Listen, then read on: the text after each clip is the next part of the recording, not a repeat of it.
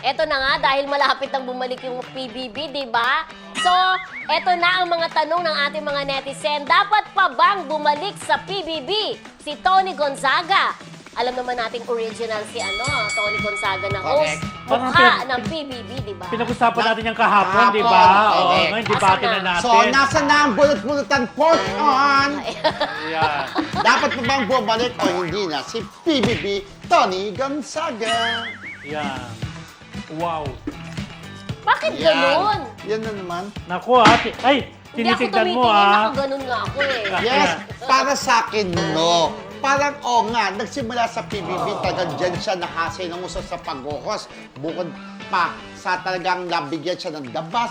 Pero ito po, kung siya na mismo ang umalis sa PBB, bakit pa niya isipin na bumalik doon?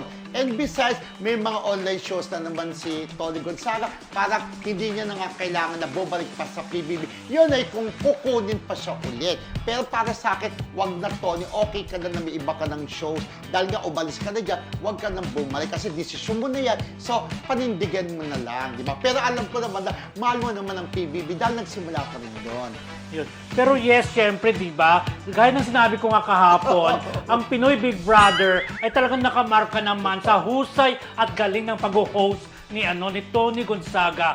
Kahit sino pa ang ipalit mo dyan, kahit sino pang humalili dyan, iba pa rin ang dating ng pag-host ni Tony. Wow. Agree talaga ako dyan. Talagang may case si Tony. At saka, kung gusto ni Tony na yung halimbawang gumanda ulit ang relasyon niya sa kapamilya, siguro ito yung simula na kailangan bumalik siya sa PBB para makalimutan na ang lahat ng mga nangyari. So kung ako ang masusunod at kung talaga dapat talagang bumalik sa PBB si Tony Gonzaga. Ayan. Pero gaya nga ng sabi ko, di ba, hindi naman siya aalis dyan, tapos isipin niyang bumalik pa rin.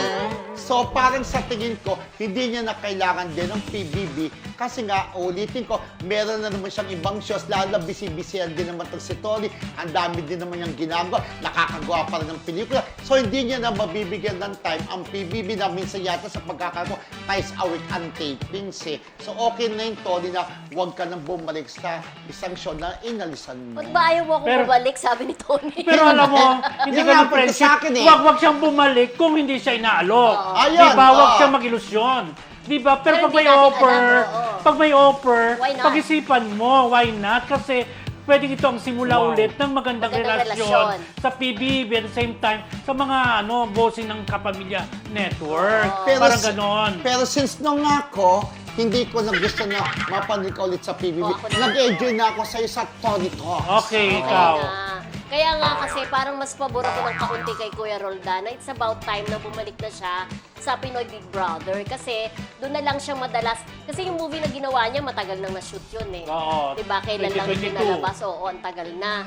So it's about time na mapanood na siya sa TV kasi iba pa rin ang TV star. Parang sinasabi tuloy na parang social media star na siya ngayon eh. Oo. Dahil parang nalilimitahan na lang ang ginagawa niya na napapanood na Sure. lamang siya sa Oo. sa vlog niya. So, parang yung mga fans niya, nami-miss din siyang mapanood sa free TV. Tama. Diba? Iba pa rin kasi yung TV star ka tsaka movie star ka, diba? Correct. So, parang wala na lang din siyang pinagkaiba. Hindi ko minimenos po doon sa mga sikat na vloggers na yun ang kanilang platform. Aminin naman natin na si Tony Gonzaga, blockbuster yan, diba? Wow. Star, diba? Ay, Bankable hindi yan. naman 2022, friends. May pinalabas pala siya na hanggang ngayon pa rin ang record na pinakamalaki ang kinita. Correct. Yung Sassy Girl pala, in fairness. Ano ni Pepe Herrera. Kasi natutak pa yung My Teacher. Oo. Okay. So, parang parang sa akin sa husay niya, parang deserve niyang bumalik sa mainstream. Oo. Diba? Tama. Deserve naman niya yon. Same thing with ni Kuya Romel naman na dahil kahit naman nasa pagbablog siya, marami pa rin kasi yun na rin naman ang laging napapanood ng mga tao. So, siguro happy na rin naman siya sa ganung lang niya, ganung exposure lang niya. So, hindi rin natin mapipilit kung ayaw naman niya, di ba? Correct. O, yun. So kayo, classmates, sa tingin nyo? Wow. Dapat pa bang bumalik sa PBB si Tony Gonzaga o hindi na?